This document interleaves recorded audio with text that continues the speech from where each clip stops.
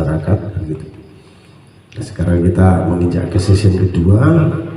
Saya mau bertanya pada rekan-rekan, apa yang dimaksud dengan Undang-Undang Nomor 14 Tahun 2008 itu?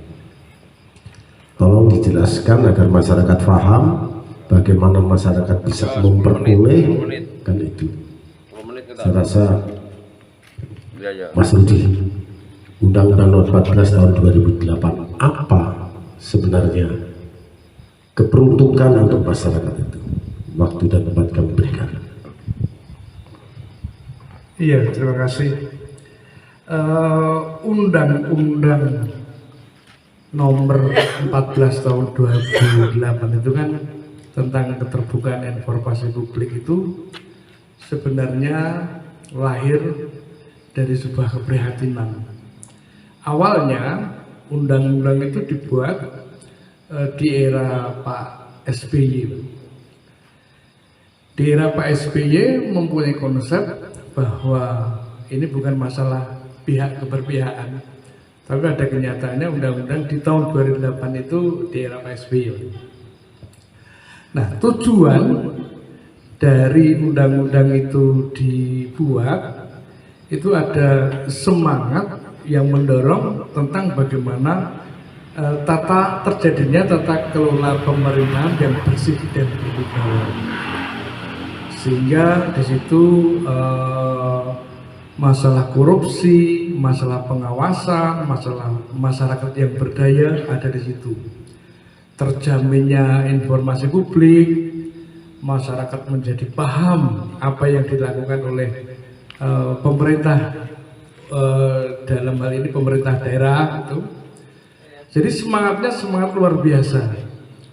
Nah, mengapa akhirnya undang-undang itu menjadi momok bagi sebagian besar pejabat publik?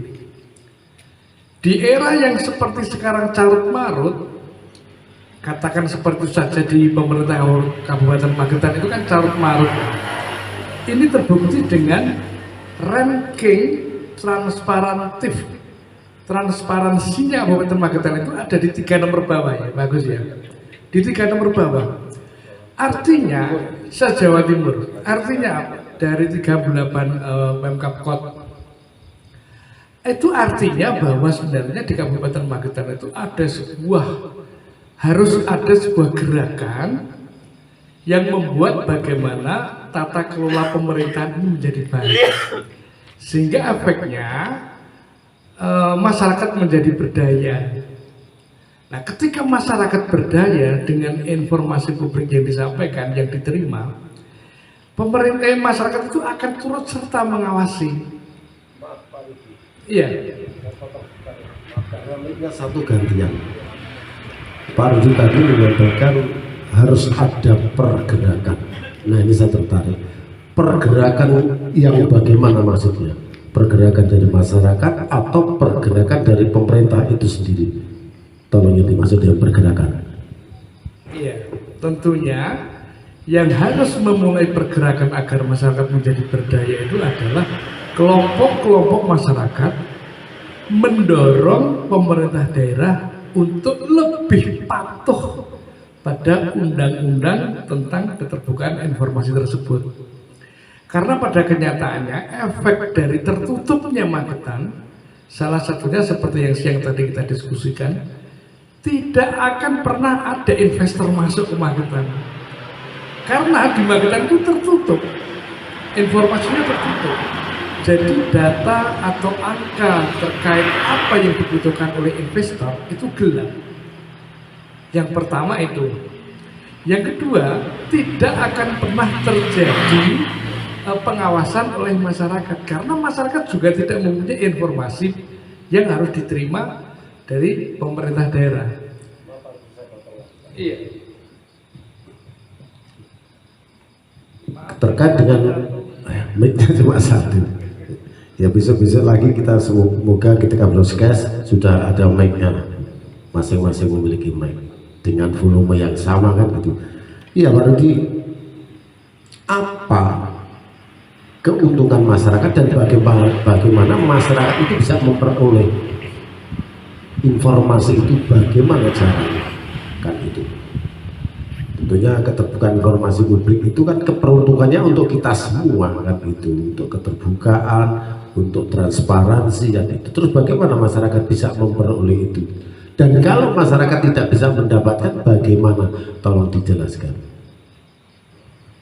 Jadi begini cerita awalnya nih ya, agar terjadi sebuah keterbukaan informasi publik. Masyarakat sebenarnya berhak tahu tentang misalkan ya, berapa dana bansos yang diterima oleh sekolah untuk operasional sekolah tersebut, itu berhak tahu. Misalkan ada jalan lubang, kapan sih perbaikannya jalan itu, dan kira-kira kapan mau diperbaiki, dan anggaran perbaikan jalan itu berapa, itu hak untuk tahu. Ketika ada program pemerintah membangun misalkan ke hutan bambu, masyarakat berhak tahu untuk apa sih hutan bambu tersebut, biayanya berapa, terus manfaat buat masyarakat apa, itu boleh tahu.